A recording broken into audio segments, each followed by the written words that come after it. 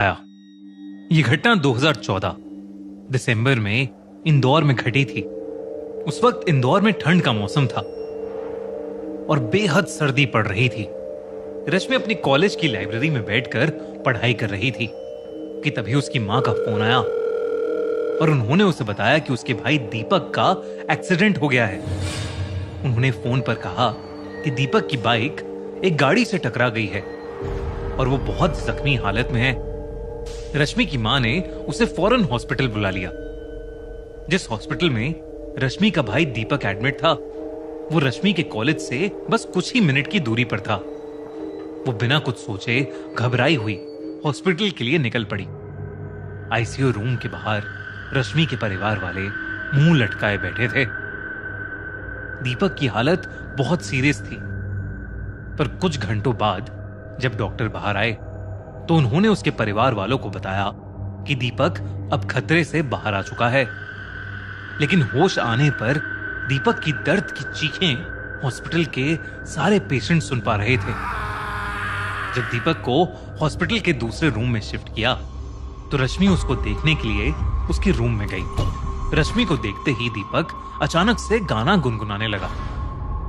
रश्मि चेहरे पर मुस्कान लिए चुपचाप उसके साथ की सीट पर जाकर बैठ गई। उसके एक्सीडेंट के बारे में पूछने पर दीपक ने कोई जवाब नहीं दिया। ऐसा लग रहा था जैसे उसको कुछ पता ही नहीं था। इतनी बात ही हुई थी कि दीपक जो कुछ घंटे पहले दर्द में चीख रहा था, बिस्तर से उठकर हॉस्पिटल रूम की खिड़की की तरफ लंगड़ाते हुए चलने लगा। रश्मि ने उससे पूछा कि उसे अचानक क्या हो गया है। रश्मि के सवाल का उसने कोई जवाब नहीं दिया।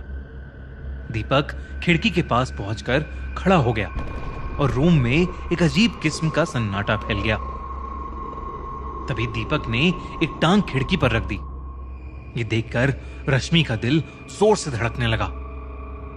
दीपक पीछे देखकर मुस्कुराया, पर उसका चेहरा पूरी तरह से बदल चुका था। दीपक ने अपना दूसरा पैर भी खिड़की के ऊपर रख दिया। रश्मि उसकी तरफ भागी, लेकिन तब तक दीपक नीचे कूद चुका था। रश्मि ने तुरंत बाहर जाकर सबको अंदर बुलाया। सबके अंदर पहुंचते ही रश्मि ने देखा कि उसका भाई अभी कूदा नहीं है और खिड़की के पास ही खड़ा हुआ है। ये देखकर रश्मि हैरान रह गई, लेकिन उसके छोटे भाई दीपक की आवाज बदलने लगी और वो अजीब तरीके से झटपटाने लगा। ये नॉर्मल नहीं था, मानो जैसे कोई उसे कंट्रोल कर रहा था। वो खाली जगह में किसी को देखे जा रहा था। ऐसा लग रहा था कि दीपक पर किसी का साया आ चुका है। शाम को दीपक लगातार बड़बड़ाता रहा कि अगर वो हॉस्पिटल में ज्यादा देर तक रहा तो जल्द ही कोई उसे मार देगा। डॉक्टर्स के इंजेक्शन देने पर भी वो सो नहीं रहा था। दीपक की हालत अब और खराब होती जा रही थी। रश्मि की मां अपने बेटे को ऐसी हालत में देखकर घबरा गईं और उसे डिस्चार्ज करवा के वापस घर ले गईं। करीब 10 घंटे सोने के बाद जब दीपक अपने घर में उठा तो वो दोबारा अजीब ढंग से बर्ताव करने लगा। वो घंटों रूम की खिड़की के बाहर बैठकर रोते हुए किसी को देखे जा रहा था। रश्मि ने उससे पूछना चाहा कि वो किसे देख रहा है। दीपक ने गिरते हुए आंसुओं के साथ अपनी उंगली से एक जगह इशारा करके दिखाया। उसकी उंगली के सामने उनकी मां खड़ी थी। दीपक का हाथ अपनी तरफ देखकर उसकी मां भी डर गई, पर यह किसी को नहीं पता था कि दीपक अपनी मां के पीछे की तरफ इशारा कर रहा था। दीपक को अपनी मां के पीछे किसी औरत का साया नजर आ रहा था। वो धीरे से रश्मि के कान में बोला कि वो मुझे लेने आई है।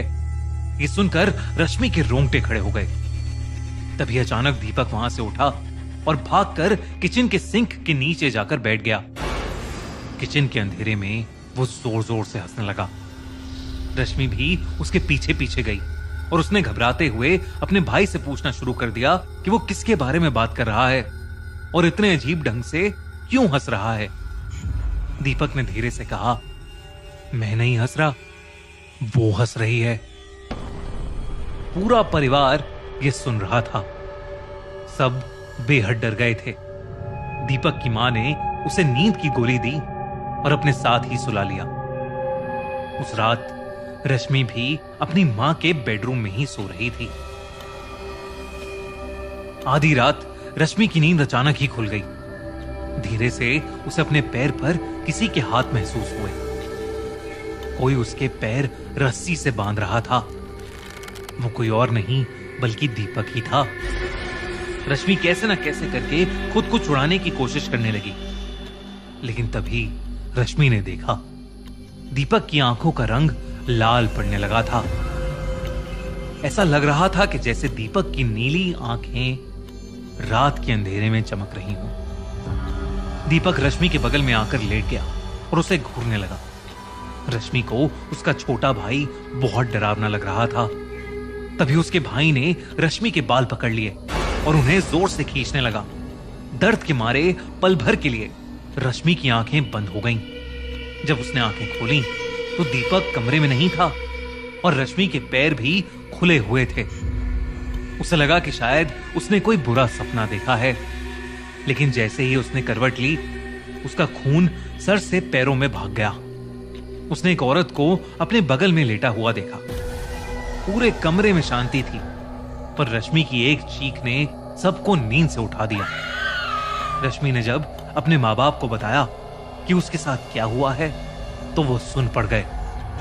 तभी उनके घर की छत से दीपक के चीखने की आवाजें आने लगी। तीनों ने छत पर जाकर देखा तो दीपक खुद से ही रात में बातें कर रहा था।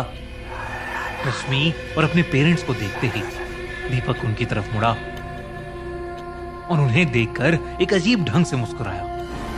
उसने हंसते हुए एक अजीब सी आवाज में रश्मि से पूछा कि उसके पैर अब कैसे हैं और क्या वो भी रात में प्रिया से मिली। ये सब सुनकर रश्मि सहम गई और सबके सामने उसका रोना छूट गया। तभी दीपक बहुत गुस्से में आ गया। उसके चेहरे ने एक भयानक रूप ले लिया था। ऐसा लग रहा था कि उस पर किसी आत्मा का साया है। उसने रश्मि को उसके बालों से पकड़कर हवा में उठा लिया। जब उनके पापा दीपक को रोकने उसके पास गए तो दीपक ने दूसरे हाथ से अपने पापा को एक जोर का धक्का दिया और वो नीचे गिर पड़े। दीपक रश्मि के ऊपर बहुत जोर से चीखा और चीखते ही अचानक बेहोश होकर नीचे गिर पड़ा। सुबह जब दीपक को होश आया तो वो अपने ही घर में एक चेयर से बंधा हुआ था। एक पंडित उसके सामने बैठा था। पंडित ने दीपक को देखकर बताया कि एक्सीडेंट की जगह से दीपक के साथ कोई और भी वापस आया था, एक औरत जो उसी रोड पर मर गई थी। अब सबको समझ आने लगा था। दीपक जिस प्रिया की बात कर रहा था, शायद वो वही औरत थी जिसकी एक्सीडेंट में मौत हुई थी। पंडित ने कहा कि उन्होंने पूजा करके दीपक के अंदर से उस लड़की की आत्मा को मुक्त कर दिया है। उसके बाद पंडित की सलाह मानकर दीपक को हॉस्पिटल में फिर से एडमिट कराया गया। कुछ दिनों बाद दीपक बेहतर महसूस करने लगा, लेकिन तब भी उसकी अजीब हरकतें बंद नहीं हुई। आखिर में दीपक के परिवार वालों ने एक नए शहर में एक नए घर में शिफ्ट किया।